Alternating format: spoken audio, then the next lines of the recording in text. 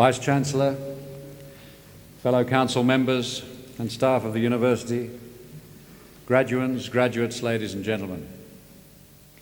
It is customary for the University and its guests to gather as a body for the purpose of conferring academic awards on its graduates.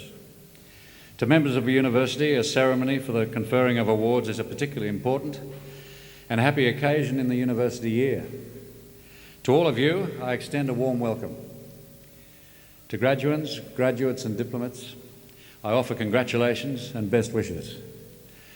Today we've gathered in order that awards may be conferred on those who've satisfied the Council of the University that they have met the requirements for admission to awards undertaken in the University's faculties. The University's mission commits it to the provision of quality education, research training and service in partnership with industry, commerce and the community, regionally, nationally and internationally. It's also committed to the continuous improvement of all of these activities. The University has a commitment to the advancement and transmission of knowledge by the pursuit, recognition and the achievement of excellence in scholarship, research and teaching. This will be evidenced in the course of today's ceremony. Education today is about the acquisition of lifelong learning skills. I believe that the awards to be conferred upon our graduates and graduates today will qualify them to make significant contributions in the local, national, and in the case of some, the international community. Lastly, I take this opportunity to remind those receiving their testaments today that as graduates of the University, you automatically become members of Convocation. You thus join some 45,000 others who have an opportunity through elected representatives to become involved in the governance of the University. Through Convocation, you will also be kept informed of activities and developments at this University, and you'll be able to keep in contact over the years ahead. By the authority conferred upon me by the Council, I will now formally confer academic awards. Will all candidates for admission to degrees and other awards please stand? In the name of the Council and by my authority as Chancellor, I confer awards specified in the programme on all those graduates and diplomats who are present today, and in absentia on those unable to be present. I now call on the Dean of the Faculty of Arts and Social Science to present graduates from that faculty.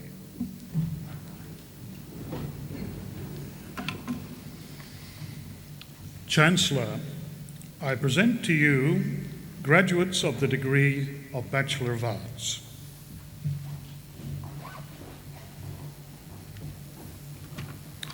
Helen Atkinson.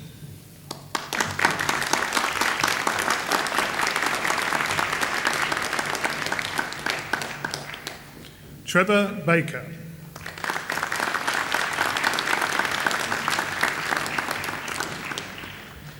Sally Bamford.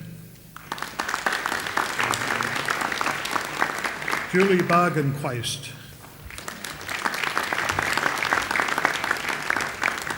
Louise Berryman.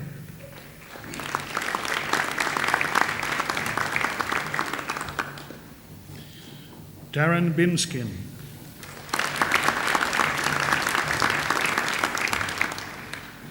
Patricia Blair.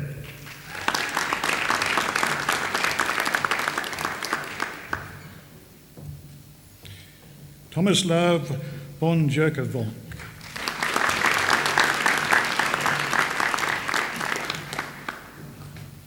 Kerry Booth.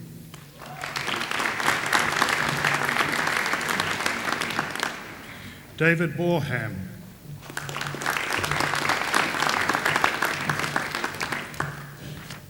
Anthony Bogatsas.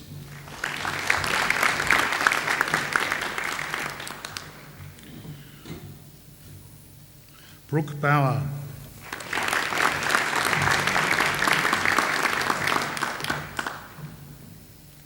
Gillian Bowes.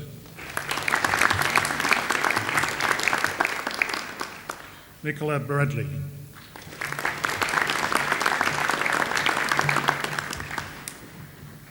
Catherine Bramble.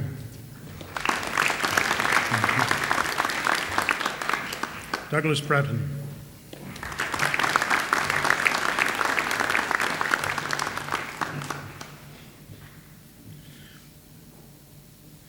Paula Brina.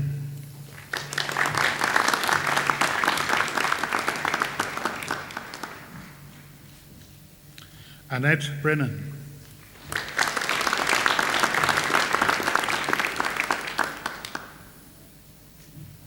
Kelly Brennan.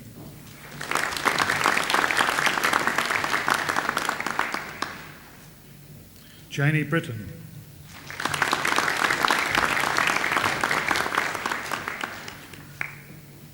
Susan Britton.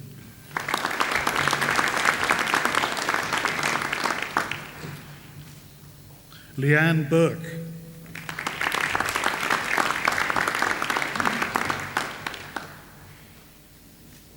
Kathy Cameron.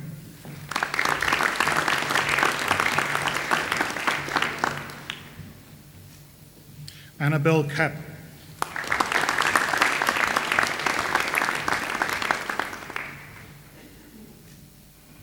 Melissa Carson.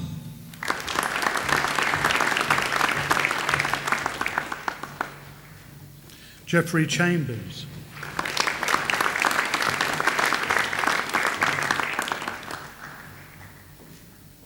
Rebecca Chan.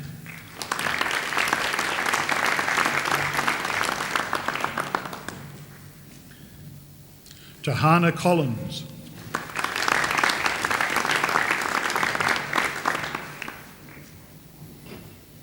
Sharon Connors Holiday.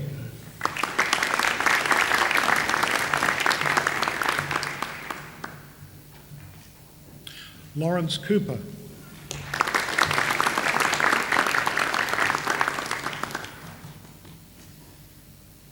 Michelle Cox.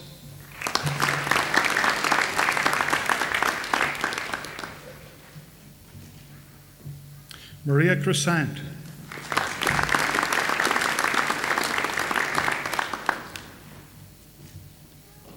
Catherine Crowley.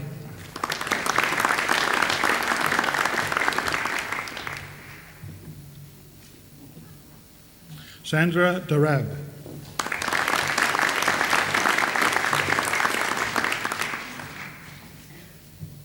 Janice Davies.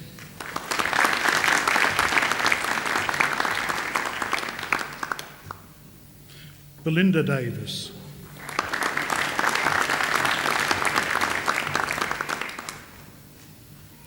Bugsy Dawn.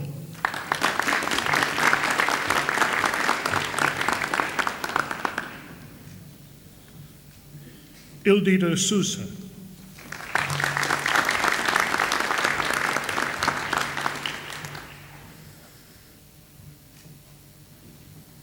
Elizabeth Delahunty.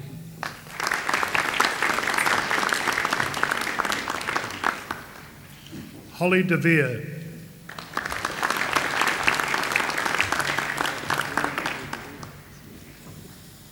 Ronald Dixon.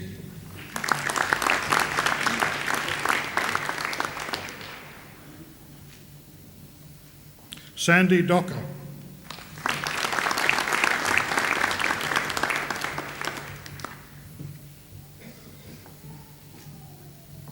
Michelle Donahue.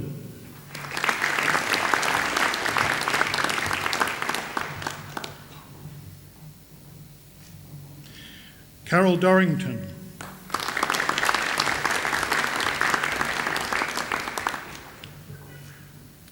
Belinda Downs.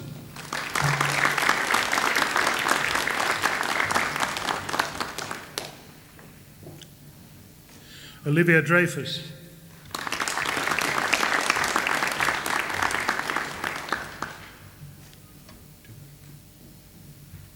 Karen Dury.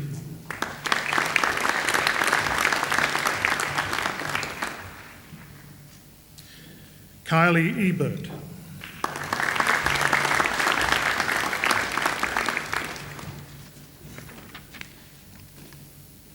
Debbie Ellis.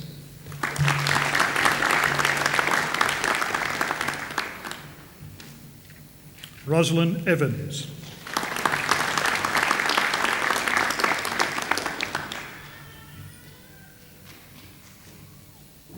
Catherine Everett.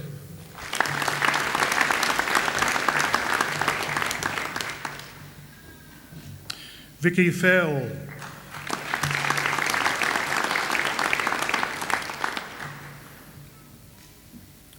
Honourable Francis Ifi Fakado Tumi Navatalu.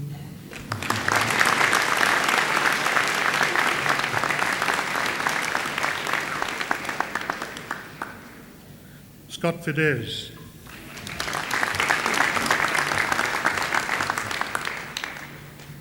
Lisa Firth.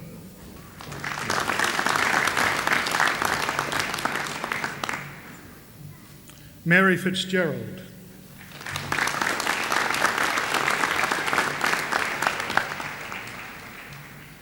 Mark Foley.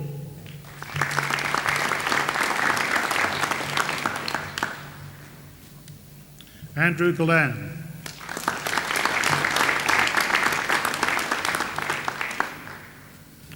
Sonia Gale.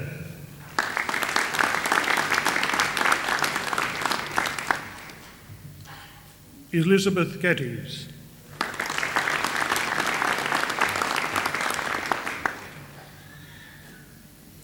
Jan Gillings.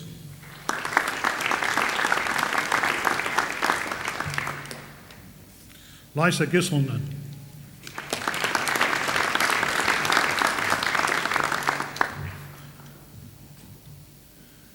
Julian Gosling.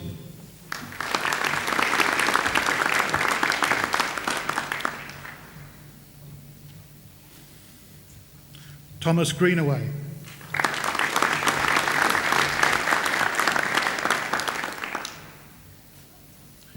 Kenneth Greenhaig.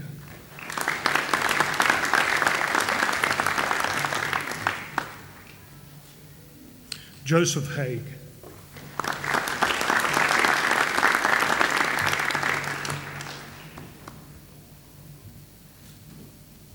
Judy Hardies.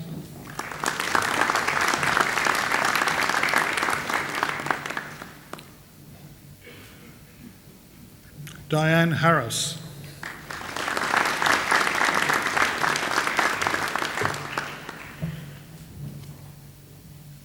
Mark Harcher.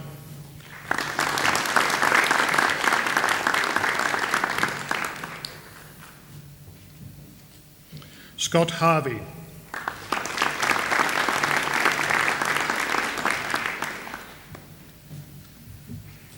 Amanda Hoper.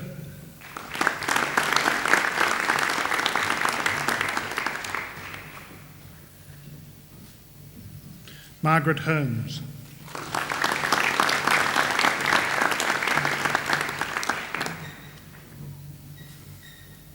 Michael Holmes.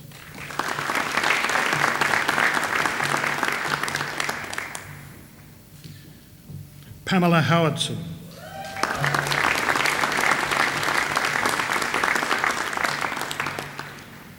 Lily Wang.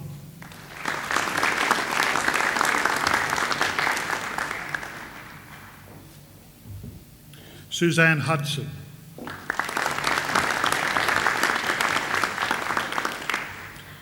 Mina Inahara.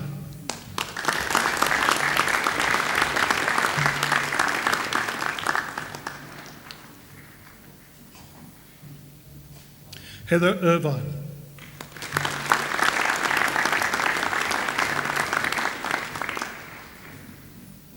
Francis Jackson.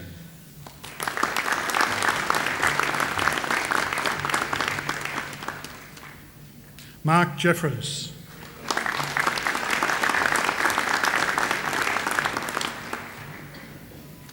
Shane Jenkins. Shane Jenkins. Heidi Jones.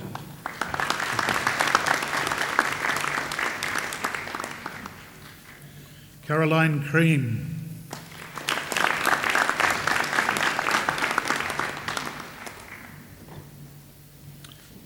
Janet Kidd.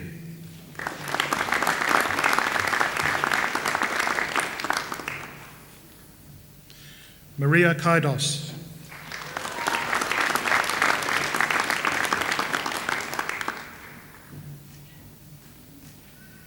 Regina Colo.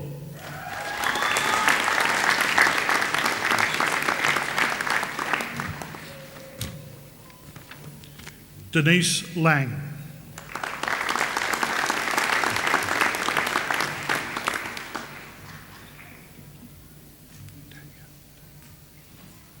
Tanya Lang.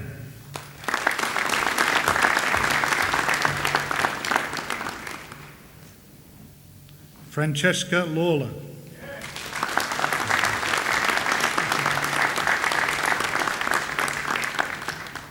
Chad Lawrence.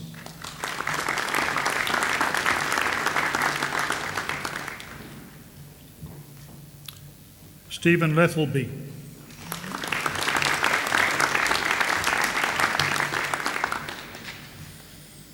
Lisa Mace.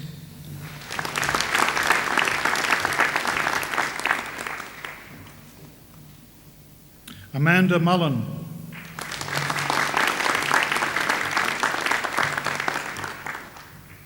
Timothy Mullen.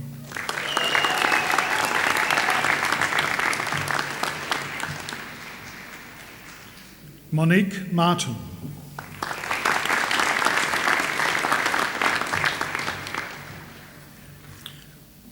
Kirsty Martin.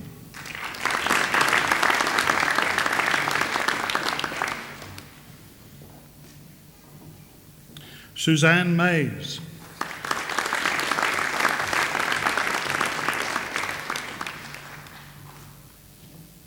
Helen McIntosh.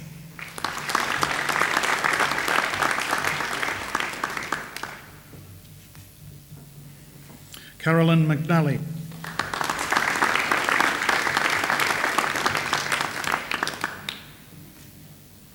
Alicia McTaggart.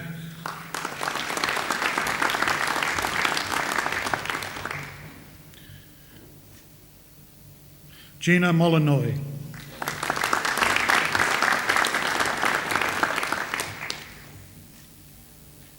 Lilana Monaco.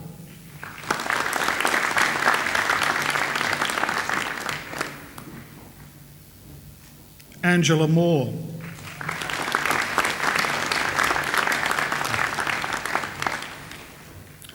Tracy Moore.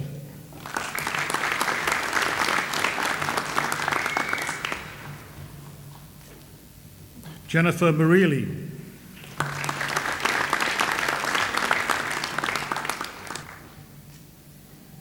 Annette Moxie.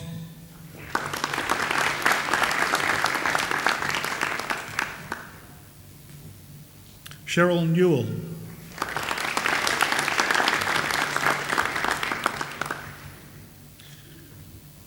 Mark Novak.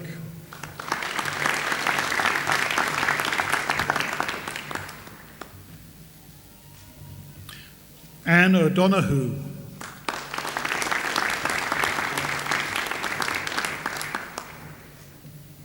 Megan O'Donoghue.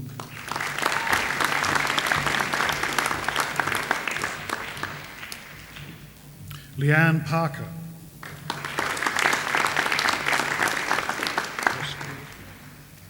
Diana Pasquia.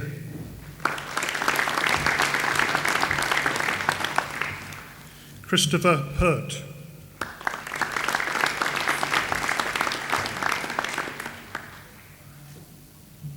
Sarah Pendergast.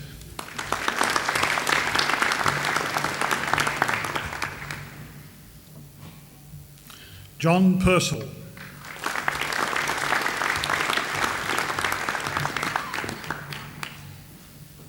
Julia Peters.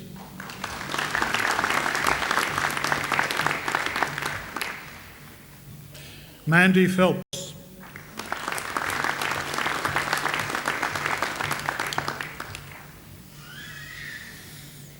Rosalind Raplin.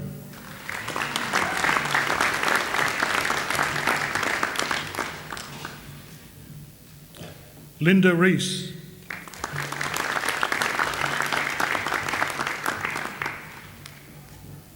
Natalie Robinson.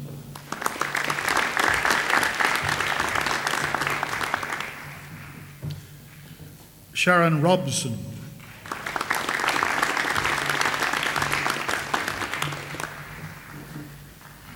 Bill Sakmarowski.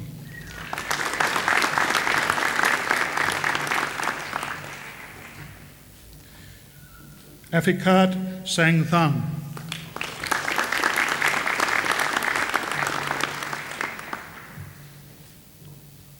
Yukio Sankar Zoom.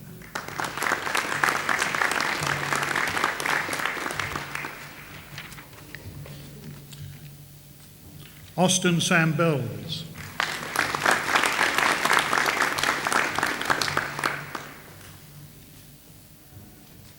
Helen Savin.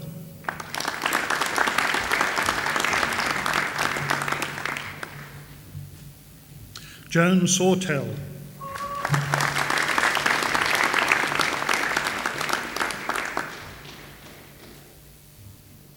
Kate Sui.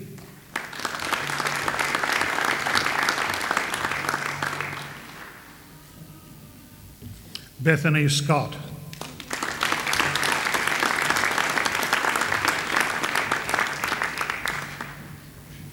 Francis Scott.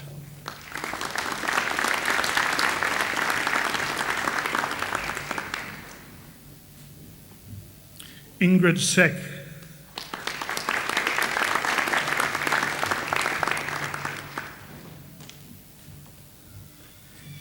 Eve Seppel.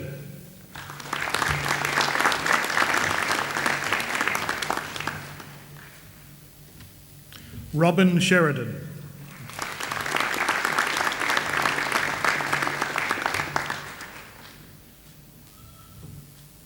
Hei Shin.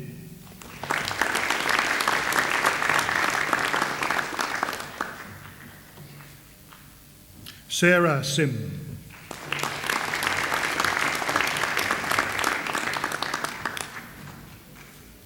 Glendon Smith.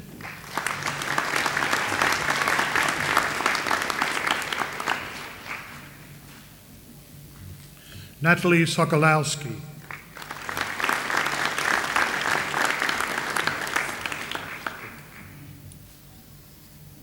Jeffrey Spall.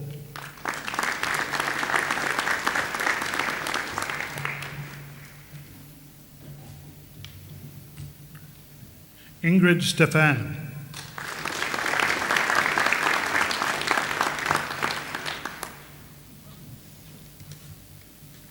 Nicole Stevens.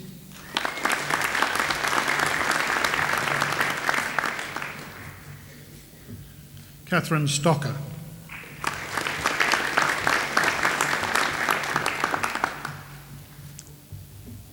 Susan Stewart.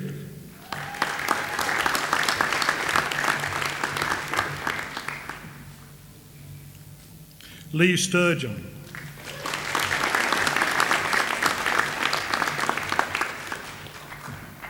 Susan Thomas.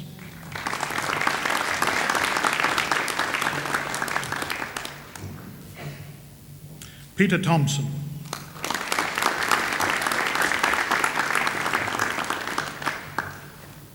Benjamin Tubman.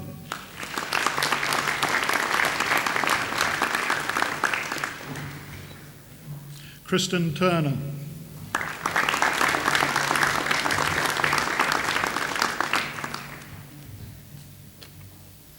Sharon Tutton.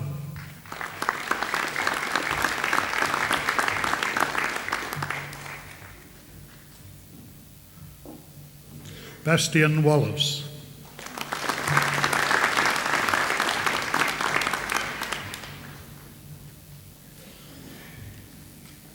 Kristen Warrington.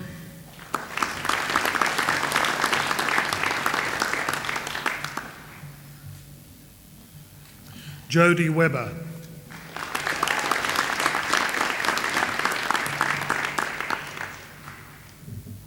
Diane White.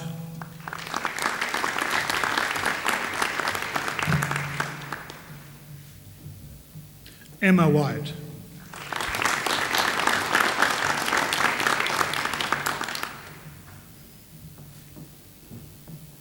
Kelly Wilkinson.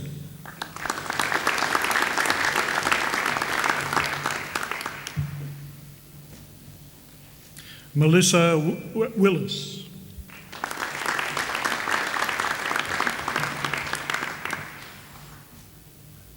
James Wilson.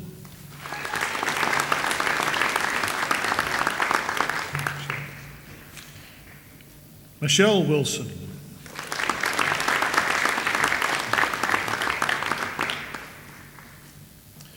Eva Wright.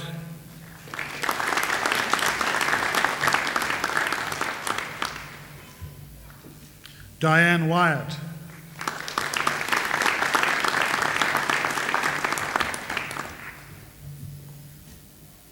Helen Yateman.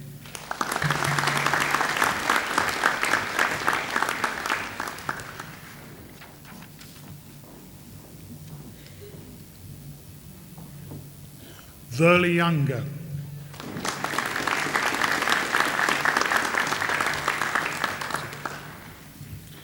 Jan Zigke.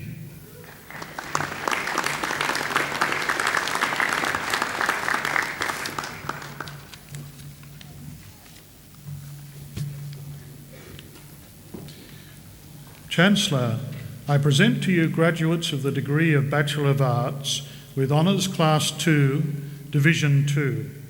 Joyce Barry.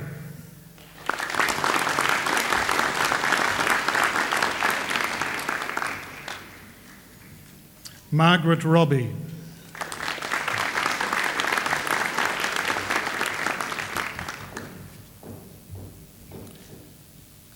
Christine Williams.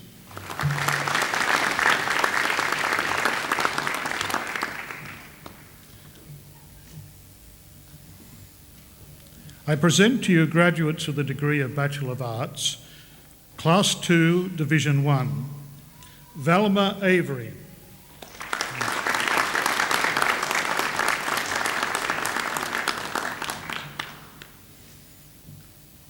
Emma Beath.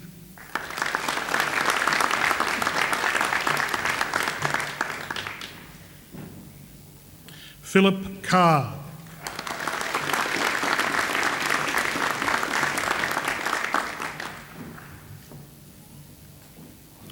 Judith Rawlings.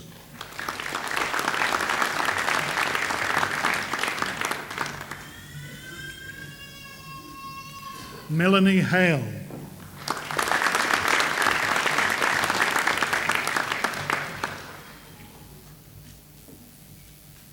Barbara Hayes.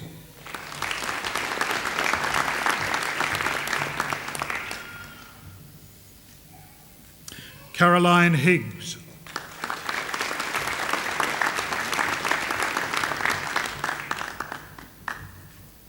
Julianne Kenworthy.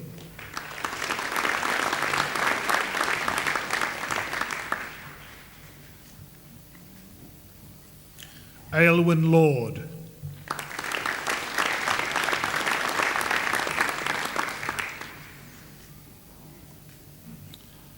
Danielle Mazzio.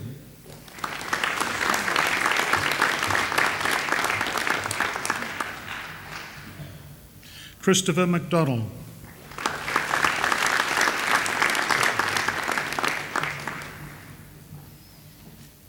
Michael Meany.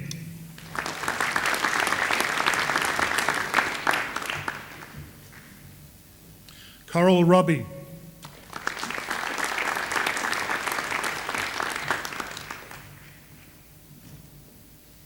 Matthew Stanton.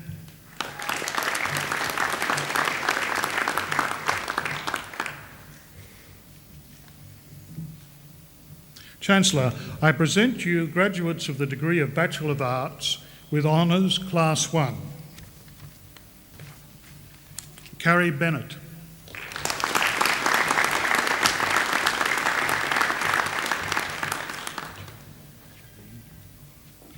Jeline Harris.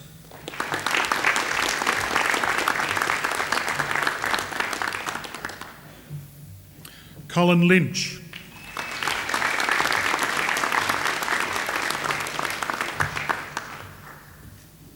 Malcolm Palmer.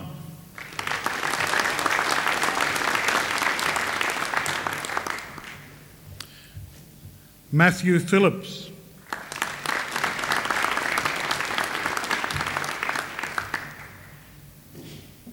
Matthew Roth.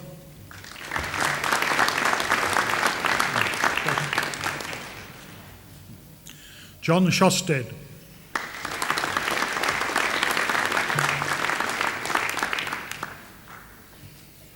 Kerry Smith.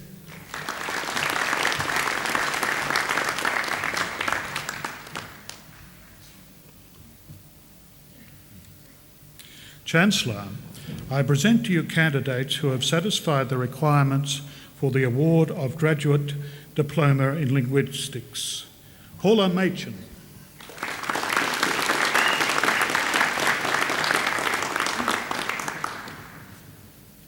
Carol Whiteside.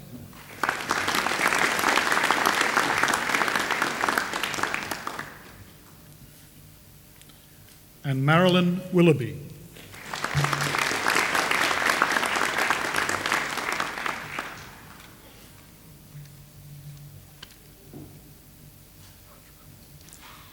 Chancellor, I present you graduates of the degree of Master of Theatre Arts. Bradro Daunt.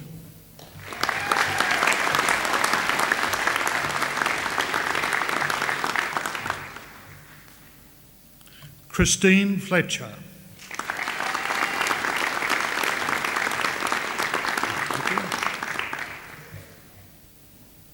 Chancellor, I present you graduates of the degree of Master of Letters. Adrian Osborne.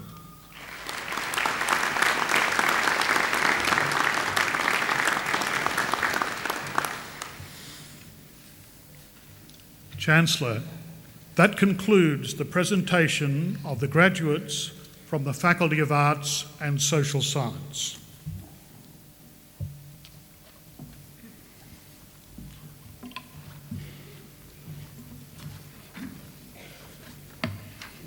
I call on the Pro Vice-Chancellor Academic and the President of the Academic Senate to present Doctor of Philosophy degree candidates. Chancellor, the degree of Doctor of Philosophy is awarded to a graduate who has successfully completed a prescribed program of study, principally by research. A thesis embodying the outcomes of the research is the principal basis of the examination. The degree is only awarded if the thesis makes a significant and an original contribution to knowledge and understanding in the field with which it is concerned. Today, the University is proud to honour Doctor of Philosophy graduates who have satisfied these rigorous criteria for the award of their degree. Chancellor, I present to you Paul Benedict Maycomb, who is a Bachelor of Arts of this university. Dr. Maycomb's thesis is entitled Across the Long Dry Stage, Discourses of Landscape in Australian Drama.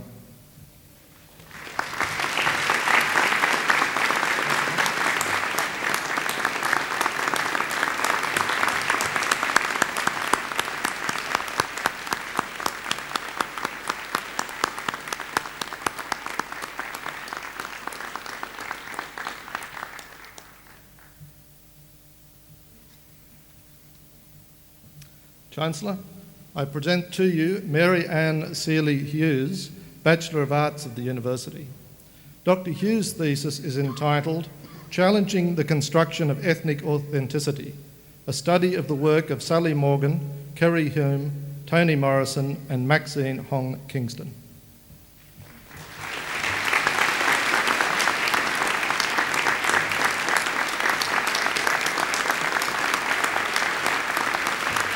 Dr. Hughes.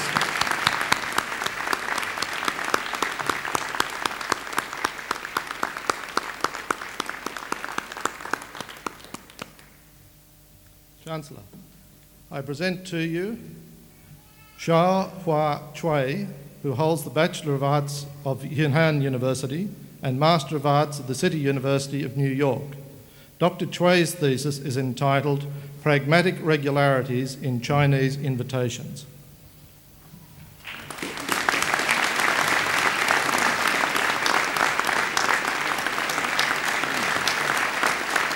Dr. Chui.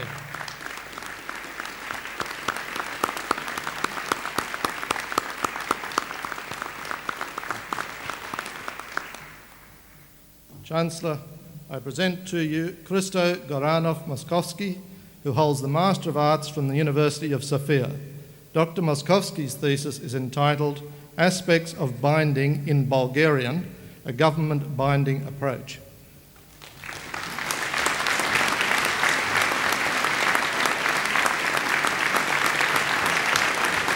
Dr. Moskowski.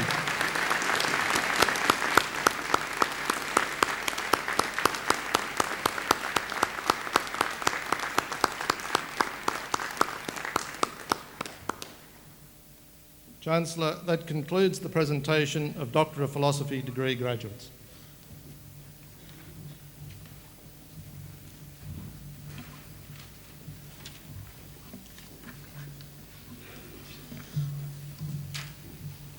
I call on the Vice-Chancellor to present a candidate for an honorary degree.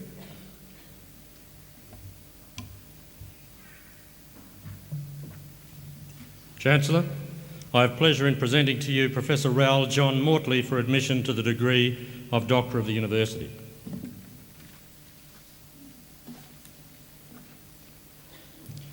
Raoul Mortley was born in Sydney in 1944 and was educated at North Sydney Boys High School, where he received a traditional education in classical and modern languages and ancient history. He attended the University of Sydney as an undergraduate from 1962 to 1965, graduating with honours in Greek. Thereupon he moved to Monash University, the Department of Classics, undertaking master's degree work on the physical theory of the Greek philosopher Plato. He did this whilst employed as a teaching fellow at that university. In late 1967, he departed for Strasbourg, having made the acquaintance of the works of the French historian Marcel Simon in the university library, particularly the work Verus Israel on the origins of anti-Semitism in Western Europe and other works such as Hercules and Christianity. Having made contact with Professor Simon, he received an invitation or an indication that he would be welcome to undertake PhD studies at the University of Strasbourg in the Institute of History of Religions. After several years in Strasbourg, he became a full-time researcher in the Centre National de la Recherche Scientifique in Paris. He was then appointed to the position of lecturer in the University of Strasbourg, where he taught for 2 years. He returned to Australia to a position at Macquarie University in 1973. After 16 years, Raoul Mortley moved to Bond University as Professor of Historical Philosophy and took up the position as Vice-Chancellor of this university in March 1993. At the university, Raoul Mortley began by emphasising greatly the need for responsiveness to students. Within the first few weeks of his tenure, he had ensured that the university support for the Warrabrook railway station, which had long been lobbied for by students on the Callaghan campus, was made evident to government officials. The station is now built. He sought to emphasise the need to adequately provide for all students, whether senior or junior, gifted or average. Raoul Mortley conducted an analysis of university prospects in relation to finance and proceeded to establish the solutions to certain difficult financial problems in the university. Whilst reducing the salaries bill, he also ensured the appointment of approximately 40 new and younger staff. He presided over a period in the history of the university in which the staff were still coming to terms with the amalgamation between the former Hunter Institute of Higher Education and the university. He sought during this period to integrate the staff and to establish some middle ground in terms of the values of the institution.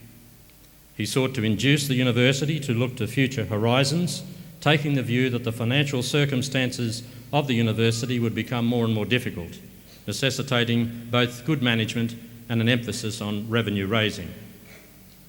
As a result of the Carmel Review, Raoul Mortley presided over the establishment of 11 faculties, with deans carrying out both financial and academic responsibilities.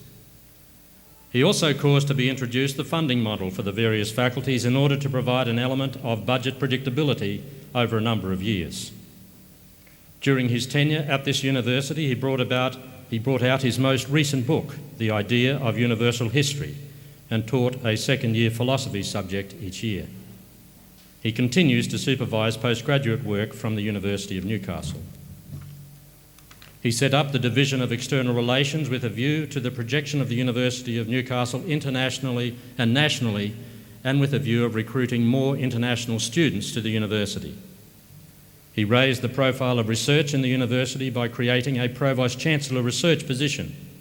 Considerable authority and freedom of action were devolved to the incumbent of this position in order to ensure that revenue raising and grant success were developed for the successful promotion of research within the university.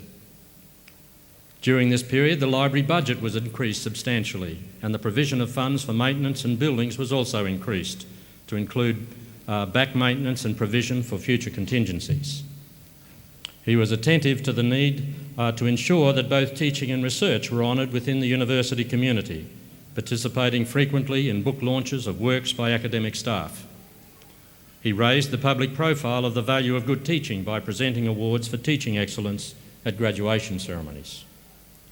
Chancellor, it is most fitting that the University of Newcastle should honour a Vice-Chancellor who worked with such commitment to it and who remains keenly interested in and loyal to the University of Newcastle.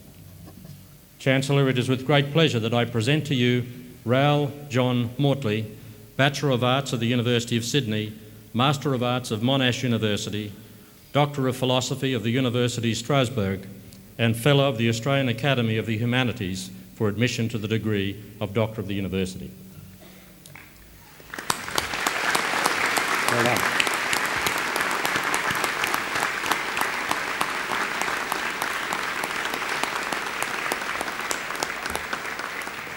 By virtue of the authority delegated in me by the Council, I hereby admit Raoul John Mortley to the degree of Doctor of the University.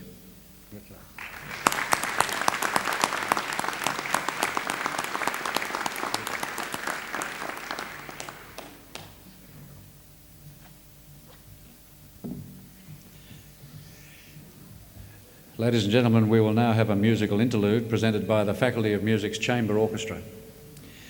They will play the first and third movements of Bach's Third Brandenburg Concerto.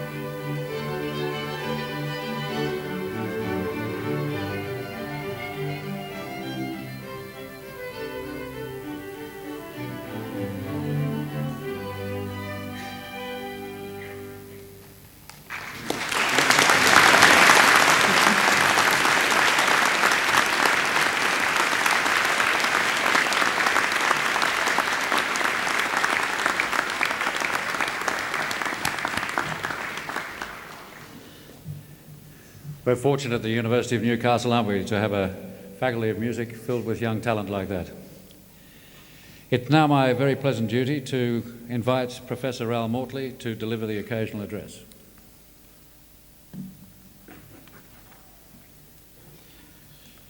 Chancellor, Vice-Chancellor, ladies and gentlemen, it is with immense pride and pleasure that I join in this celebration of today and receive the honour which has been bestowed upon me by the University of Newcastle.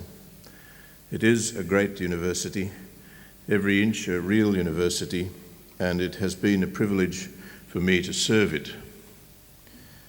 The humanities and social sciences students of today's graduation are all my own kind of people.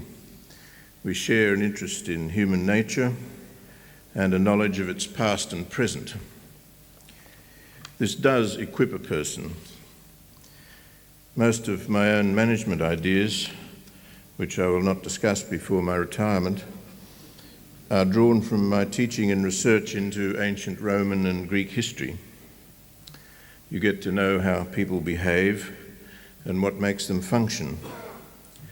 One of the most powerful lessons I have learnt from the study of Roman history is about the power of institutions, how they take root, how they last, how they command respect, how they organise and mobilise behaviour. Thus, it was very important, for example, to set up a university foundation, not for the students or staff of today, but for those in 20 years' time, by which time the institution will have taken root and begun to produce effects. The accumulation of revenue will be more and more foisted onto the universities themselves. Better to be ready now for a future which will see genuinely radical change in the way government looks at its expenditure. Funding will be more and more directed towards educational outcomes and not towards processes which have the sacred cow quality about them. What can we humanists contribute? Principally, thinking. This is a habit we should cultivate. Interestingly, it was the Faculty of Engineering here which asked me to come and address their students on this subject, a lecture which I still carry around with me, working on it and improving it from time to time. There are several types of thinking. Analytic thinking, firstly, is basically about logical reasoning and separating issues. Unmuddling, you might call it. This can be taught, and one can improve oneself in this area. The person who can separate the issues in one or two clear sentences is always much needed and much in demand. Plato's Sophist is all about whether thinking is in fact the art of division or separation of ideas, and it suggests that the art of definition is in fact a skill in separating things. Secondly, there is insight. This is difficult to acquire if you don't have it. It is a facility which belongs to saints, gurus, and to few people in public or corporate life. People with insight are usually on the fringe. They are not tied to the practical unfolding of events. There are many corporate witch doctors circling the globe who claim to have insight, and one might borrow from their wisdom, only at some risk. Many psychologists have some success at turning themselves into corporate witch doctors and have no doubt a happy life, and possibly even a well-remunerated one. There is real demand for insight, or even only the appearance of it, and this itself is a very interesting fact. Thirdly, there is creative thinking, an issue for some of our communication students, for example, and indeed for anybody who wishes to construct or build a plan, a proposal, or a scenario, or even just think themselves out of a bad situation. This is a skill which can be learnt to some extent. Many people can help us. from Edward de Bono to the medieval mystics who tried to imagine God as utterly unlike anything ever known or experienced. Such modes of thought can be developed, and they are often at odds with those needed in logic and analysis. Creative thought involves scenario shifting, paradigm shifting, thinking to oneself now for something completely different. What binds us mentally and what ties us down? Our culture and our language most of all. Language controls us and our alternatives. We find it hard to think outside what our words mean. Look not at what is said, but at what is not said. Well, we all do this. I was in a selection committee the other day when someone began a sentence with the words, "Vice-Chancellor, with the greatest respect." This clearly meant, "Vice-Chancellor, you silly old goat." Seriously, though, there is a way of looking for the unsaid which can help free up hitherto unthought of alternatives. Organisations and people can get stuck in grooves, and often it takes an outsider to say that there are other alternatives, though the outsider may then be treated with scorn or contempt as a result. Plato spins the wonderful allegory of the cave. He says in the Republic, "Imagine a cave peopled by persons born there, brought up there, seeing only in the dimmest of light, convinced that this is the only world and that the darkness in which they live is the only available condition. Imagine then that one of them is led up to the entrance of the cave and goes outside, seeing for the first time a world of brilliant sunlight, green trees and grass, the impeccably blue sky of Greece, the olive trees and the Rocky Mountains. At first he finds it difficult to see and shields his eyes from the unaccustomed brilliant light. Then he takes it all in and his whole worldview is exploded. He now knows the truth. He is enlightened. He sees the world from which he comes to be nothing more than a demi-monde filled with shadows. Eventually he returns and reveals the truth to his fellow cave dwellers. They are not grateful. They do not receive the message well. They don't want to know the truth because it's not what they think. They scorn him, persecute him, and eventually put him to death. Thus, Plato allegorically refers to the death of Socrates, put to death by a fascist democracy because he told the truth, scientifically and morally. So, my friends, let us be thinkers in all three ways if we can. But we in the humanities and social sciences must add one thing to our training if we are to progress well. We must become streetwise. Learnt humanity is very different from experienced humanity. There is an uncanny difference between studying the crucifixion of Spartacus' motley army along the Via Appia in the time of Pompey and actually being crucified. My congratulations to all graduates here today, my great thanks to the university, and my best wishes to all for the future.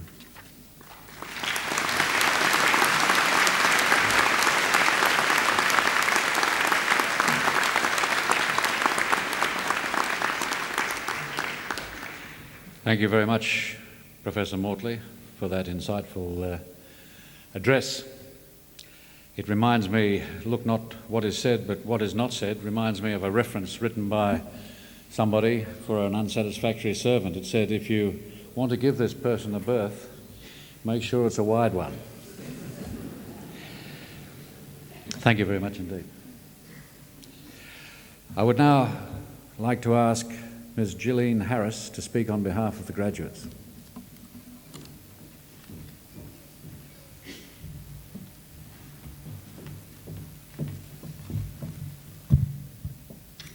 Chancellor, Vice-Chancellor, distinguished guests, friends and fellow graduates. For those of us graduating, today marks the end of a significant chapter in our lives. In previous years as undergraduates, my friends and I would watch with awe and respect the graduates in their caps and gowns coming down the hill from the Great Hall. For us, it was that overwhelming time of the semester when there were so many assignments due that we seriously questioned our capacity to get through them. Seeing other graduates was encouraging because it was evidence that some people really did get to the end. So now it's our turn. I remember on another occasion driving to the university with a friend, and we were actually fantasising about this day because it used to cheer us up when we were really feeling down. We stopped at the lights at Hexham and a black stretch limousine pulled up in a lane alongside us. And my friend pointed to it and said, "That's how I'm going to arrive at my graduation." Well, the lights changed, and as the limousine went past, we realised with concern that it was actually a hearse. And we're a bit worried that this could have been an omen that we were both going to arrive in a pine box, but we didn't. We're here today. Okay, some of the graduates here have gained a degree because of their brilliant intellects. There are still others who have made it through dedication to their chosen disciplines. However, most of us have made it here through our sheer determination to finish what we set out to achieve. So what have we achieved? What has the experience of university been all about for us? There is no doubt that many of us were initially lured here with the idea of gaining a credential, a ticket to employment. However, slowly I have come to realise that if this is what we walk away with today, we have had quite an impoverished education indeed. For me, a degree has come to represent the time taken out from simply existing in everyday life in order to learn, to explore new ideas and to question old ones. As a group of us were once told by a very wise professor in a first-year philosophy lecture, this is the only time that most of you will ever have where you're encouraged to think for yourself. So make the most of it.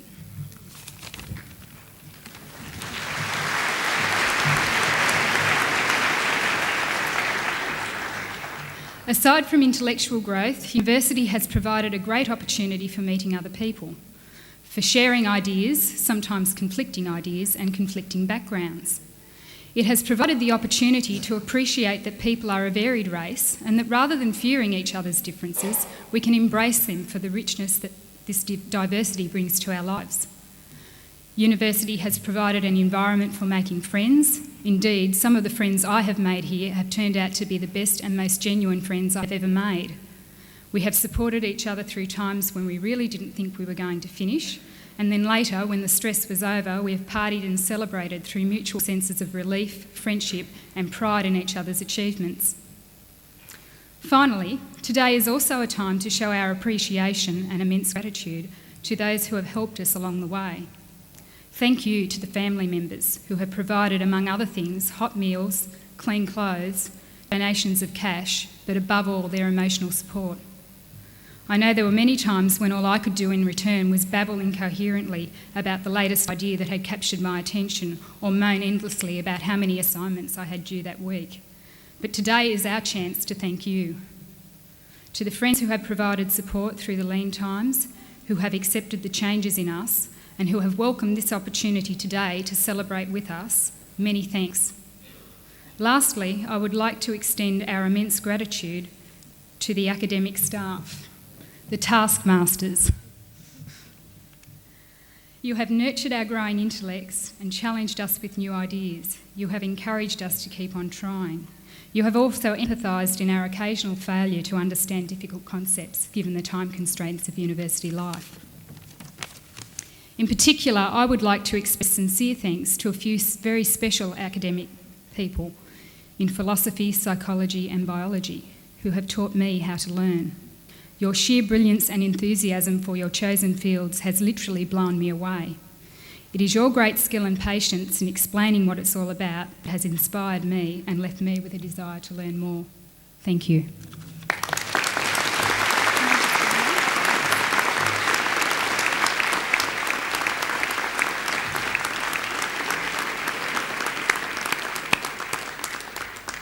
I would like to thank Ms. Harris for her speech. I'm glad you arrived in a car and not a pine box. But it's hopefully your time at Newcastle and the time of all of you has been spent learning how to think. As Professor Mortley said, logically, creatively, and hopefully at times with insight. But from all of us, good luck in the future. I now declare this ceremony concluded, and may I invite you all present to join us for refreshments which will be provided by the University Union in the marquee at the rear of the Great Hall.